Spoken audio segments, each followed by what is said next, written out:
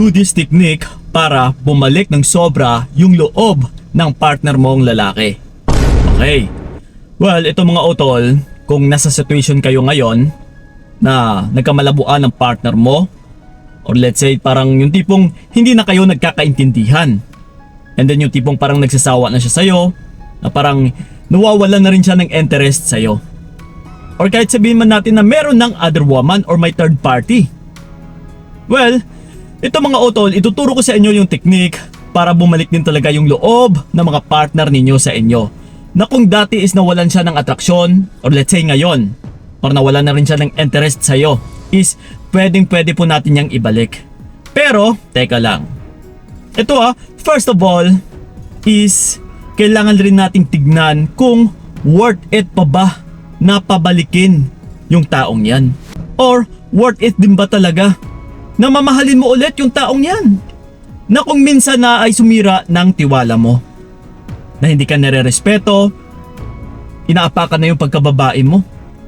So, kung ramdam mo naman sa ngayon utol, na parang hindi nga rin worth it, then wag mo nang gawin ito. Kailangan mo nang mag-move on. Pero, ito kung gusto mo lang din naman talagang magpahabol, kung gusto mong bumalik yung loob niya sa'yo, and then, para makapaghiganti ka, then, gawin mo yung bagay na ito. Okay? So ito ngayon, tuturuan ko kayo ng 6 na technique ay yung dapat ninyong gagawin para manumbalik din yung loob ng mga partner ninyong lalaki sa inyo. Para mas lalo siyang magkaroon ng interest, para mas lalo siyang magkaroon ng gana din sa relationship ninyo. Okay? So ito, huwag na nating papatagalin pa. Na yung una sa lahat is self-meditation. Yes. Ito mga utol, kailangan mo rin kilalanin din ang iyong sarili. Kasi kung minsan is hindi rin natin nakikita sa loob ng relasyon na meron din pala tayong mga pagkukulang. Or kung minsan is nasosobrahan tayo. Na meron tayong ginagawang trato na maling-mali. Na hindi rin pala nagugustuhan ng partner mo or maybe ng ibang tao din. Na kung minsan kasi is hindi natin ito nakikita sa sarili natin. That's why kailangan natin ng self-meditation or self-awareness. Na kung ano ba talaga yung pag-uugali natin. Kailangan din natin kilalanin yung pag-uugali natin.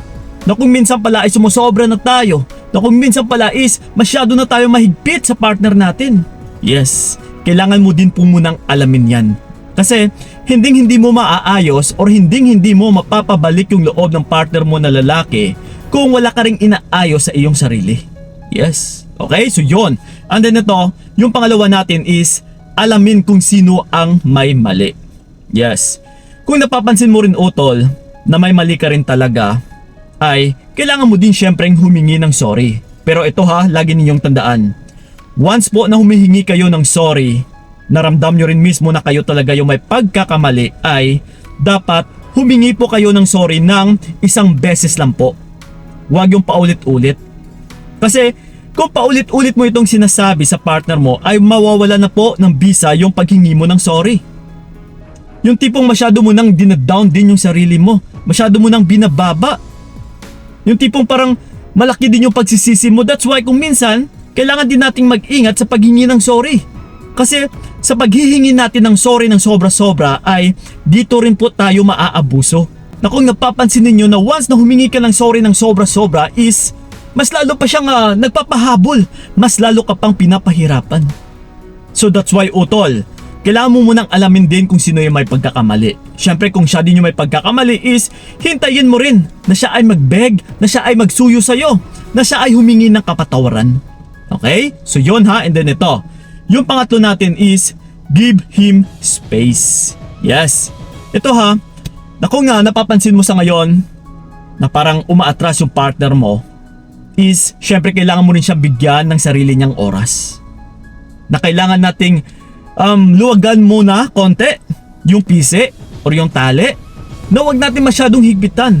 That's why kung minsan kumakalas yung mga partner natin, mapababae, mapalalaki, kapag tayo din mismo ay sobrang napakahigpit.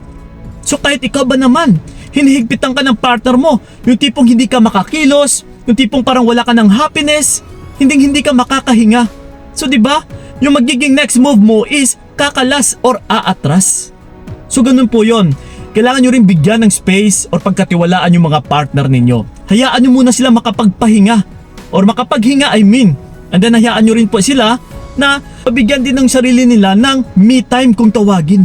Yes. So ganun po yon, okay? So yon. And then ito, yung pang-apat natin is huwag maging obsess. Yes. Kung minsan talaga ay mawawala na ng gana or lalayo yung loob ng partner mo na lalaki sa'yo kapag masyado kang obsess sa kanya or sa relationship ninyo. Yung tipong like I said kanina, kasi once na obsess ka ay talagang mahihigpitan mo yung partner mo. Walang ibang lalabas sa iyong bibig or sa iyong sarili, kundi puro na lang relationship ninyo. Wala kang ibang inaatubag kundi relasyon, kundi puro siya. Yung tipong lahat na lang ng kinikilos niya is binabantayan mo. Then, talagang mas lalong lalayo po yung loob ng partner mo sa iyo. Dahil yung obsession utol is napakasama po ito pagdating sa relationship. Kahit ikaw din naman, di ba? Once na obsess yung tao sa iyo, yung tipong patay na patay, kasi dito ka rin talaga masasakal or hindi makakahinga. So ang next move o yung kahahantungan or yung magiging resulta is talagang mas lalo ka lang aatras. So yun po yun. And then ito, yung panglima natin is syempre, huwag magreklamo. Pagdating kasi sa relationship, ito bilang lalaki na rin utol, mostly din isang mga nararanasan ko, kung minsan napagmamasdan ko rin, nakaramihan din sa mga babae na napagdaanan ko is mareklamo talaga. Yung tipong kung minsan sila pa yung nagde-demand, yung tipong parang gusto nila isang sila din yung masusunod, sila yung magiging dominant. Yes, yung sila din palaging susundin sa magiging desisyon. So kapag ganyan utol is talagang maaapakan mo yung pagkalalaki namin. Na kami din mismo is parang hindi mo kami binibigyan ng power. Na mararamdaman din namin yung lakas namin. So pero kapag ikaw din yung nagpapahina sa partner mo, talagang lalayo po yung loob ng partner mo na lalaki. That's why hanggat maaari, kung sa mga maliliit na bagay lang naman, yung tipong parang baka ikaw din naman itong may diferensya na hindi mo na iintindihan and then nagrereklamo ka na, talagang lalayo po or aatras yung partner mo na lalaki. Okay? So self-awareness. Kailangan istignan mo rin yung sarili mo kung ano din ba yung mga pagkukulang at saka mga pagkakamali mo. So yun. And then ito yung pinakahuli natin is syempre, kailangan is huwag pilitin. Pagdating sa relationship, I always say this na sa pagmamahalan ay wala pong pilitan. Hindi mo kailangan talaga pilitin. Na kung nawawala na siya ng loob or yung tipong parang napapalayo na yung loob ng partner mo na lalaki, huwag mong pilitin. At saka kung pagdating na rin sa sarili mo, na alam mo yung kakayahan mo is hanggang dyan lang, is huwag mo rin pilitin. Huwag mong pilitin na yung lahat ng kagustuhan mo is mangyayari talaga. Yung tipong kahit hindi naman kayo magka-match or kahit hindi naman talaga kayo magwo-workout pa sa relationship and then pipilitin mo pa, ay talagang hindi rin po talaga ito matutupad or hindi rin talaga magwo-work utol. Na mas lalo mo nang pinapahirapan yung sarili mo. Pinapaasa mo lang yung sarili mo sa hindi naman talaga matutupad. So kapag pinipilit mo pa yung tao na kahit ayaw niya na talaga, is wala ka nang magagawa dyan. Mahihirapan ka lang utol. So wala kang ibang gagawin kundi kung ano lang yung meron na makakaya mo, then kailangan mong tanggapin. At saka syempre, kailangan din nating makontento na. Kung ayaw talaga, wala na tayong magagawa dyan. Okay? So yun po mga utula, sana'y nakatulong yung video na ito. Sana'y tandaan ninyo yung technique na yan para bumalik yung loob ng mga partner ninyo. Pero kung ayaw talaga, then be it. Okay?